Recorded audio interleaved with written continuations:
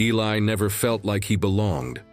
At 10 years old, in a small, windswept village nestled between mountains, he was the kid others laughed at. His clothes were patched, his glasses too big for his face, and his habit of staring at the sky made him an easy target. School was the worst. Whispers turned to taunts, books knocked from his hands, kids circling him at recess with names that stung deeper than he'd admit. Home wasn't much better. His mom worked long hours at the only store in town, leaving Eli to wander alone, the quiet house too still to feel like a refuge. He'd always been shy, more comfortable with birds flitting overhead than people who never seemed to understand him. He'd watch hawks soar above the cliffs, imagining he could fly away too, leave the hurt behind. But dreams like that didn't stop the world from pressing in. He'd stopped trying to fight back, stopped hoping anyone would see him as more than the odd kid who didn't fit.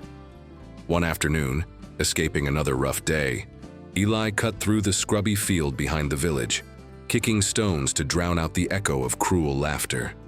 A sharp cry stopped him, a sound not human, not mechanical, but alive, desperate. He followed it, heart thumping, to a tangle of thorns near the creek. There, half hidden, was a falcon, small and trembling, its wing bent at a wrong angle, feathers ruffled and streaked with dust. Its eyes, fierce despite the pain, locked onto Eli's, and for a moment, he forgot the world. He'd seen falcons before, slicing the sky, but this one was grounded just like him. He didn't know much about birds, didn't know if it would bite or bolt, but leaving it wasn't an option. The village was too far to run for help, and he'd heard stories of animals dying out here, forgotten. Eli crouched, speaking soft nonsense the way he'd talk to himself when things got bad. The falcon didn't flinch, just watched, its chest rising fast. Using his jacket, he scooped it up, careful not to jar the wing, its warmth seeping through the fabric.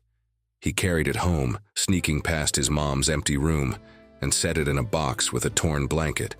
He called it Flicker, maybe for the spark in its gaze, like it wasn't ready to give up. Eli's life was a mess, school a battleground, home a hollow space. But this bird needed him, and that was new.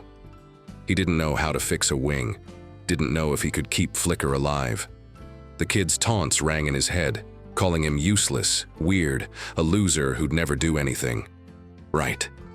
He'd believe them mostly, let their words sink deep. But Flicker's stare held no judgment, only a raw will to survive. Eli grabbed his mom's old laptop, searching for how to help a hurt bird, scrolling past warnings about wild animals and broken bones.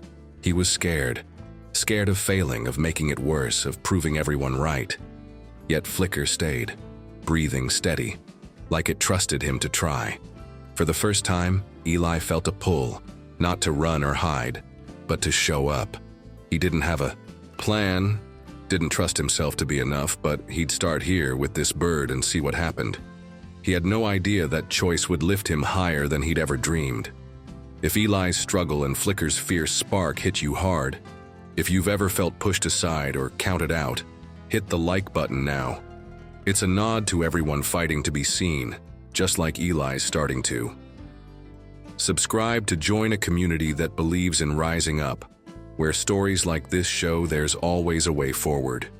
Stay with us to see how a falcon changes everything. You won't want to miss it. What's helped you stand tall against tough odds? Share in the comments. Eli's small room had become a haven, not just for him but for Flicker, the falcon with the broken wing. Each morning he'd check the box where she rested, her fierce eyes tracking his every move. The village school still loomed like a storm cloud, kids mocking his patched clothes, shoving him in the halls, their laughter a knife he couldn't dodge. Home wasn't much easier, with his mom gone most hours, leaving Eli to face the quiet alone. He'd felt invisible for so long, worthless, but Flicker needed him, and that gave his days a pulse. He'd scoured old wildlife sites on the creaky laptop, learning how to splint a bird's wing, what to feed a falcon. He'd sneak bits of raw meat from the store's scraps, grind them small so Flicker could eat. At first, she'd snap at the air, wary, but Eli sat still, whispering nonsense until she took a bite. Her trust grew slowly, She'd let him adjust the splint, her body relaxing under his careful hands. He'd talk to her about the bullies, the names they called him, how he wished he could disappear. Flicker's head would tilt like she heard him, and for the first time, Eli didn't feel judged. He started sketching her, pencil lines capturing her sharp beak, her ruffled feathers, each drawing a small claim to something he was good at. Her strength, the way she fought to move despite the pain, stirred. A memory of the kid he used to be, curious, hopeful before the taunts wore him down. But school didn't let up. The ringleader, a boy with a mean grin, caught Eli daydreaming one day and tore into him, calling him a freak who'd never amount to anything. The words landed hard, echoing the doubts Eli carried. Maybe he was nothing, maybe saving Flicker was a waste. He ran home, chest tight, and found Flicker testing her wing, flapping weakly but not falling. She didn't care what anyone thought. She just kept trying. Eli watched, anger fading into something else, grit maybe, or defiance. He decided to keep going, for her, for himself. He built a perch from scrap wood, letting Flicker practice balancing, her talons gripping tight. Each step she took, each flap that didn't end in a stumble, felt like a win they shared. He'd take her to the backyard, away from prying eyes, and let her feel the breeze, her eyes locking on the sky. She was healing, and so was he in a way. He started standing. Taller at school, not much, but enough to look the ringleader in the eye once, silencing him for a second. It wasn't a fix. The bullying didn't stop, the loneliness didn't vanish. But Eli felt a spark, like he could fight back, even if just a little. His mom noticed too, asking why he seemed lighter, but Eli just shrugged, not ready to explain. He'd spend nights reading to Flicker, stories of birds and heroes, his voice steadying. She'd shift closer, her warmth a quiet promise that he wasn't alone. But trouble wasn't far.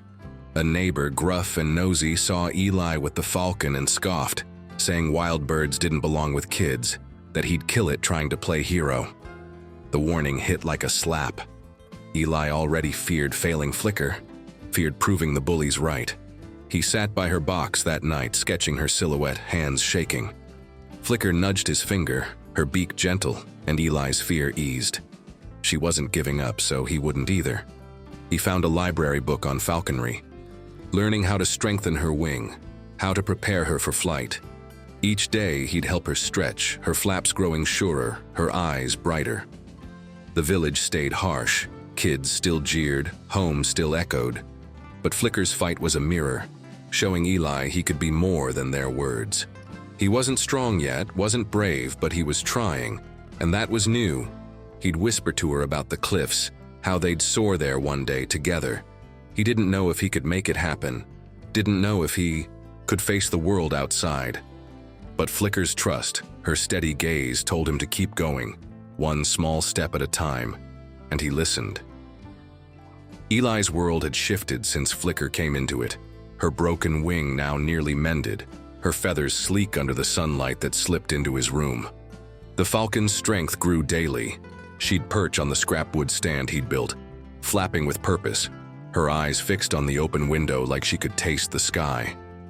Eli had changed too, carrying a quiet grit he hadn't known before. School was still a minefield, bullies circling, their taunts sharper now that he didn't always shrink away. He'd dodge their shoves, hold his head up just a fraction, but the weight of their words lingered, telling him he'd never be enough. Home was still a place of long silences, his mom's tired smiles too fleeting to bridge the gap. Yet Flicker's trust, her fierce will to heal, gave Eli something to hold on to, a reason to keep trying. But he knew the truth. Falcons weren't meant for boxes. Flicker belonged in the cliffs, soaring where he'd first dreamed of freedom.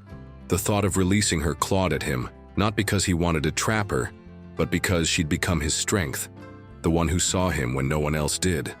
Letting her go meant risking the part of himself he'd only just found. He'd been wrestling with it, practicing with her in the backyard, watching her wings catch air, each flap stronger. One day, he took her farther, to a meadow near the village edge, her leash light in his hand. She tugged eager, and Eli's heart raced. Could he do this? Could he set her free and still stand? A voice interrupted, harsh and familiar. The bully ringleader, flanked by his crew, had followed, sneering about the stupid bird and Eli's pointless dreams. They closed in, kicking dirt, one grabbing for the leash. Eli froze, old fears surging, but Flicker squawked, wings flaring, and something snapped in him. He stepped forward, voice low but steady, telling them to back off. The boys laughed, but they hesitated, unnerved by his fire. Then it happened. Flicker pulled free, her leash slipping, and she rose, wobbling but climbing, a streak against the clouds. Eli's breath caught, fear and awe colliding. She didn't crash. She soared, circling once before landing on a low branch, eyes locked on him. The bullies scattered, their jeers fading, but Eli barely noticed. A woman approached, a villager who ran a birdwatching group, drawn by the commotion. She'd seen Flicker's flight, heard whispers of Eli's work. She called it a miracle, said his care had saved a wild thing most would have given up on. She handed him a flyer for her group, saying they needed someone like him, someone who understood birds, who could teach others. Eli stared, stunned. Him? The kid nobody wanted? The woman smiled, saying Flicker's flight was proof of his gift, that he'd done what few could. Word spread fast. A teacher stopped Eli at school asking about the Falcon, saying the science club wanted him to speak. Neighbors nodded now, not with pity but respect. Eli learned the cliffs were at risk, logging plans threatening the falcons' nests, and the birdwatching group was fighting back. His work with Flicker tied to something bigger, a chance to protect what he loved. Doubt still whispered. He'd been invisible so long. What if he failed? What if he let them down? The bullies' faces flashed, their scorn a shadow, but Flicker's flight burned brighter. She'd trusted him, thought to fly when her wing was broken. He thought of the meadow, how she'd risen, how he'd stood his ground. That night, he held the flyer. Flicker perched nearby, her gaze steady. He didn't feel ready, didn't feel big enough for this. But he'd saved her, hadn't he? Maybe he could save more. He decided to join, to try, not for glory, but for the birds, for the cliffs, for the kid he was starting to believe in. Flicker shifted, her wings rustling, and Eli felt it. A spark, wild and free, urging him to step into the world he'd hidden from for so long. Eli stood on the cliffs overlooking the village, the wind carrying the cries of falcons circling above. Flicker was out there somewhere, her wings cutting the sky, free as she was meant to be. The box in his room sat empty now, but its echo lived in Eli, a spark that had grown into something solid, something his. The bullying hadn't vanished entirely. The ringleader still sneered, kids still whispered, but their words didn't bite as deep. Eli wasn't invisible anymore, not to himself, not to the village that had started to see him. Joining the birdwatching group had been a leap, one he'd taken with Flicker's flight still vivid in his mind. He'd expected to fail, to be the odd kid who didn't belong, but he hadn't. He'd learned fast how to spot nests, track migration, speak up about the logging threat. His hands, once clumsy with fear, now held binoculars steady, his voice clear when he shared what he knew. The group relied on him, called him the kid who saved a falcon, and for the first time, Eli didn't flinch at being noticed. School had shifted too. The science club had him present on falcons, his sketches projected on a screen, kids leaning in, not laughing. A few even stayed after, asking questions, their eyes curious, not cruel. He'd made a friend, quiet like him, who loved birds, and they'd walk the trails together spotting hawks, joking about Flicker ruling the cliffs. His mom saw it too, her tired smiles brighter now, lingering over dinner to hear about his days. She'd come to a group event, clapping when Eli spoke, her pride a warmth he hadn't felt in years. The village had rallied, inspired by Flicker's story. A petition to stop the logging gained traction, with Eli's name on the flyer, his work with the falcon a rallying cry. Locals shared it online, called him a hero, though Eli just shrugged. He wasn't after fame, just the sky staying wild. They'd saved a stretch of the cliffs, a nesting ground, and named it Flicker's Rise, a nod to the bird who'd started it all. Eli helped mark the trail, his hands in the dirt, feeling part of something bigger. The loneliness that had defined him, born from taunts, from a home too quiet, didn't rule him now. It was still there, a shadow, but Flicker had shown him he could shine through it. He'd started drawing more, not just falcons, but the cliffs, the village, moments that felt alive. His sketches lined his room, a map of who he was, becoming. One clear morning he hiked to the cliffs alone, a ritual now. He'd released Flicker weeks ago, her final glance a promise they'd both be okay. He didn't need to hold her to keep her. She was in the way. He stood taller, spoke clearer, faced the world instead of running. He spotted a falcon overhead, maybe her, maybe not, its wings carving the wind. His heart lifted, not with loss, but with gratitude. She'd trusted him, fought to fly when everything said she couldn't, and he'd done the same. The bullies weren't gone, school wasn't perfect, but Eli had people now, group members, a friend, his mom trying harder. He'd speak at a town meeting soon, about protecting more land, his voice no longer a whisper. He didn't feel big, didn't feel fearless, but he felt enough. The cliffs stretched wide, the village small below, and Eli breathed deep, sketching the horizon in his mind. He'd been the kid nobody saw, the one who broke under words. Flicker had changed that, shown him he could mend, could soar. He thanked her, a quiet thought carried on the wind for giving him wings he didn't know he had. The world wasn't soft, wasn't fair, but it was his to shape now. One trail, one bird, one day at a time. Eli turned back, the falcon's cry ringing, and walked toward home, ready for whatever came next, knowing he'd never be grounded again. Eli and Flicker's journey shows no one's too small to soar. If their story of rising above cruelty stirred your heart, hit the like button. It's a cheer for everyone finding their wings, just like Eli did. Subscribe to join a community that lifts each other up, where stories like this remind us we're never alone. Share this video with someone who needs a spark. Let's spread this courage together. What's a time you found strength you didn't know you had? Share in the comments.